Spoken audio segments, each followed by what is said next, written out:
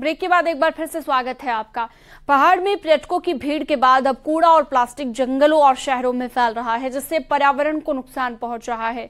हालांकि राज्य में सफाई अभियान चल रहा है और इन दिनों पर्यटकों से भी यही अपील की जा रही है कि वो अपने आसपास सफाई रखें, प्रकृति को नुकसान ना पहुंचाएं। बावजूद इसके नैनीताल शहर के आसपास जमकर कूड़ा प्लास्टिक फैला हुआ है। हाईकोर्ट ने भी राज्य सरकार को निर्देश जारी करते हुए कहा है कि टूरिस्ट वाहनों में डस्टबिन लगाएं और कचरा एक साथ मशीन के जरिए एक ही जगह पर जमा कराएं।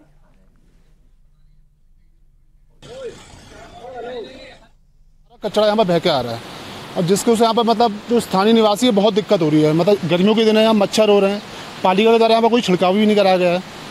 तो मतलब आस पड़ोस में सब छोटे छोटे बच्चे हैं, तो मतलब बीमारी फैलने का भी काफ़ी मतलब भय है।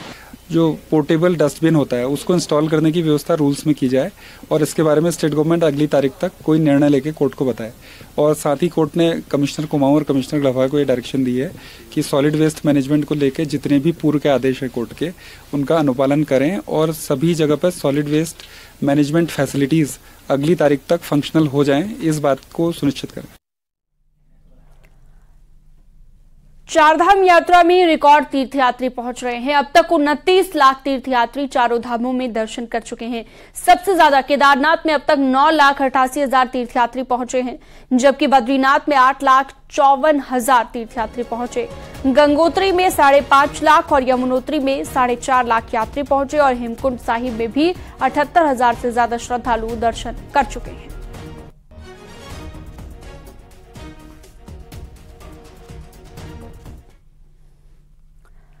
चारधाम यात्रा में उत्तरकाशी पहुंच रहे यात्री जोशियाड़ा झील में बोटिंग का भी लुत्फ उठा रहे हैं, जिससे स्थानीय लोगों को भी अच्छा रोजगार मिल रहा है।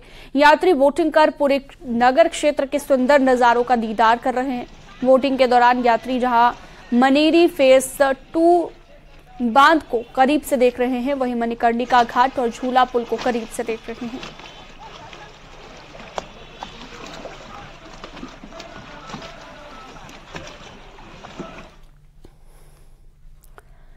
वहीं चंपावत में हादसा हुआ है। बीती रात रीठा साहिब से लौट रहे श्रद्धालुओं से भरी NH9 में धौन के पास पलट गई और 60 यात्री इसमें सवार थे। 7 गंभीर रूप से घायल हुए हैं, जिन्हें हायर सेंटर हल्द्वानी रेफर किया गया।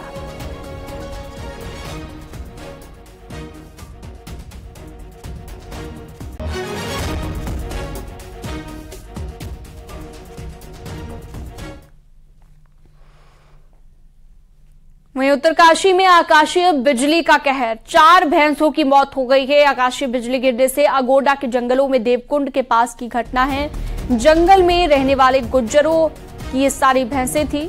ग्रामीणों ने इसकी सूचना आपदा कंट्रोल रूम को दे दी है।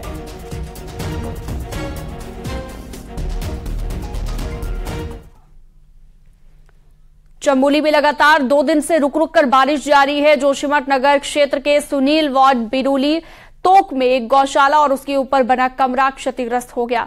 कमरे की दीवार बारिश के चलते टूट गई। प्रशासन की टीम मौके पर पहुंची, जायजा लिया, प्रभावित परिवारों को मुआवजा देने की मांग की।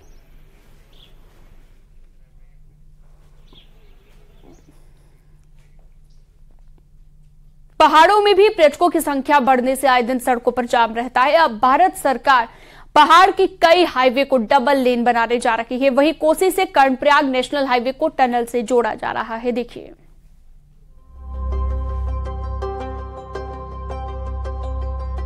कोसी से कर्णप्रयाग को नेशनल हाईवे 87E है, जिसे अब डबल लेन बनाया जा रहा है।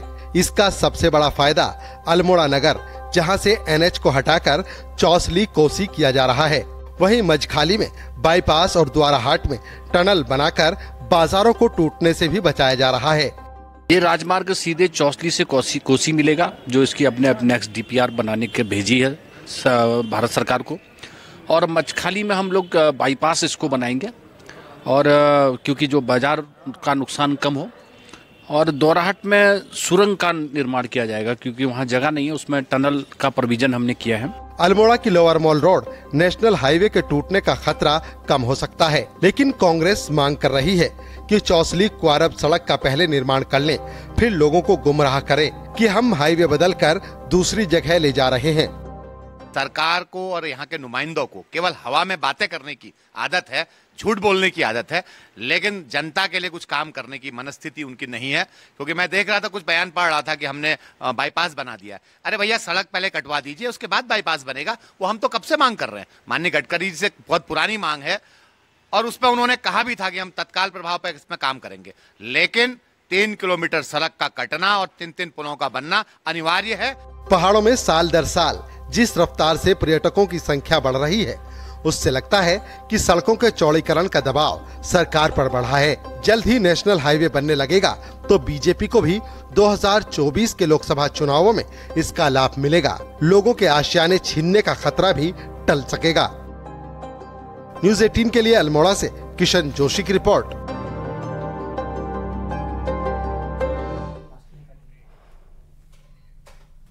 और यहाँ रुकते हैं एक छोटे से ब्रेक के लिए, जल्द लौटते हैं कुछ और खबरों के साथ।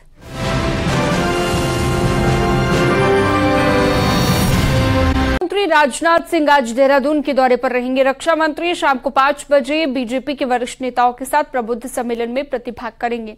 इस दौरान केंद्र सरकार के 9 साल के कामों को जन जन तक कैसे पहुंचाया जाए और आगामी लोकसभा चुनाव में किस तरह से बेहतर परफॉर्म किया जाए, उसको लेकर गुरु मंत्र देकर जाएंगे। और इस दौरान मुख्यमंत्री पुष्कर सिंह धामी, प्रदेश अध्यक्ष महेंद्र भट्ट और सभी सांसद मौजूद रहेंगे।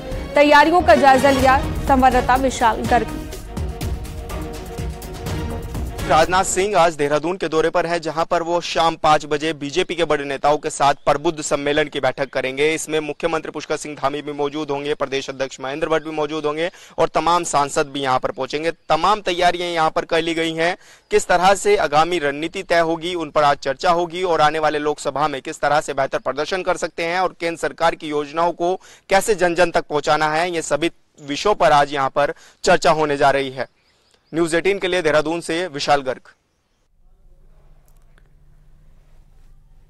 उत्तरकाशी के चिन्याली सौर में गुलदार आदमखोर हो गए हैं। 35 दिनों में 2 महिलाओं को अपना निवाला बना चुके हैं, जिसके बाद पूरे इलाके में खौफ है।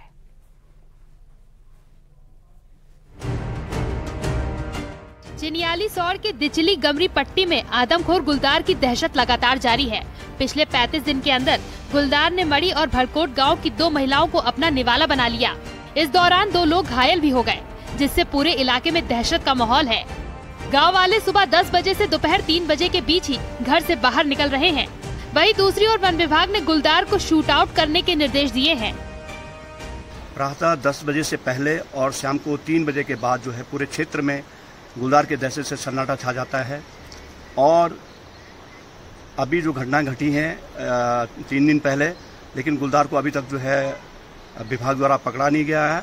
और इतने ज़्यादा गुलदार यहाँ पे आए हैं तो कैसे आए हैं, अगर आए हैं तो इस तरह से ये आदमखोर क्यों हो रहे हैं। पहला प्रयास तो है कि बस वो पिंजरे में जिंदा पकड़ा जाए और इन केस यदि कोई ऐसी होती है तो अपरिहार्य कारणों में तब उसे शूट करने के भी आदेश हुए।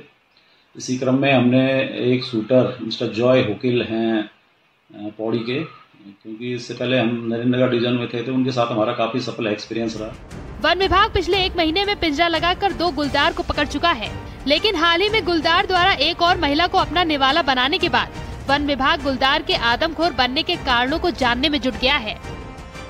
कारण लगता है कि ये जो हमारी टिहरी डैम की झील है, बहुत सी डेड बॉडियां या कई बार लोग प्रॉपरली जलाते नहीं हैं, वो अधजली बॉडी को प्रवाहित कर देते हैं।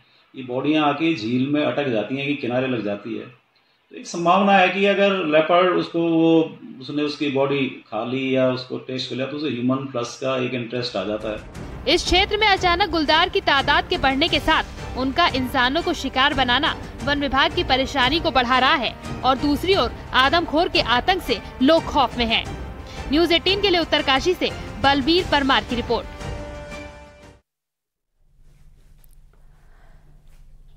मॉनसून के दौरान चारधाम यात्रा मार्ग सुचारू हो रहे, इसको देखते हुए जिला प्रशासन ने बद्रीनाथ हाईवे और स्लाइडिंग जोन का चिन्हीकरण करना शुरू कर दिया है। खास तौर पर सिरोगढ़ पहाड़ी, जहां पर बारिश के दौरान स्लाइडिंग का सबसे ज्यादा खतरा रहता है, वहां से मलबा हटाने की मशीन लगा दी गई है। इसके साथ सभी जगहों पर पुलिस के जवानों की भी तैनाती की जा रही है।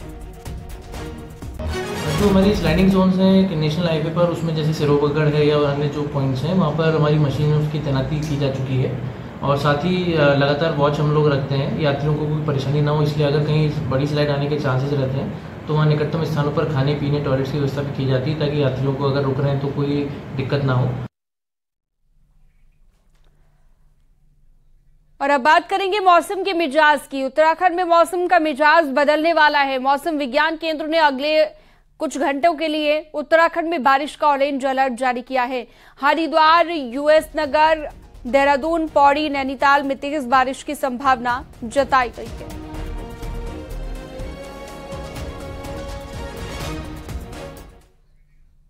गर्मी लगातार बढ़ रही है और बढ़ती गर्मी के साथ लैंसडाउन में पानी की किल्लत भी तेजी से बढ़ने लगी है। हालात ये हो गए हैं कि लैंसडाउन कैंट एरिया में पिछले 2 हफ्तों से पेयजल आपूर्ति ठप पड़ी हुई है।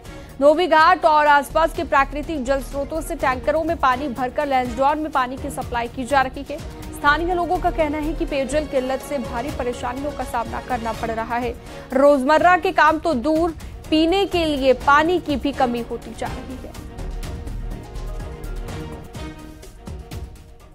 भारी किल्लत का सामना लोगों को करना पड़ रहा है और ये ऐसे समय पे है जब ग्रीष्म काल में सफाई के लिए, पेयजल के लिए या फिर अन्य कामों के लिए पानी की बहुत आवश्यकता होती है और ये मूलभूत समस्या बनी हुई है। दुर्भाग्य है कि कैंट ने अभी तक अपनी कोई टंकी नहीं बना पाए हैं और हमने कई बार कहा है कि सिविलियन को पानी देने के लिए अपनी टंकी का निर्माण करे, लेकिन कैंट वहां सकारात्मक सहयोग नहीं करता है, इसीलिए वहां पर किल्लत की जाए।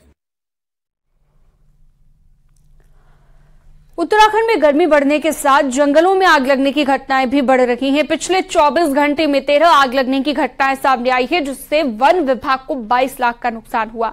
अब तक जंगलों में आग लगने की घटनाएं 731 हो गई हैं। आग से 880 हेक्टेयर एरिया का जंगल प्रभावित हुआ है।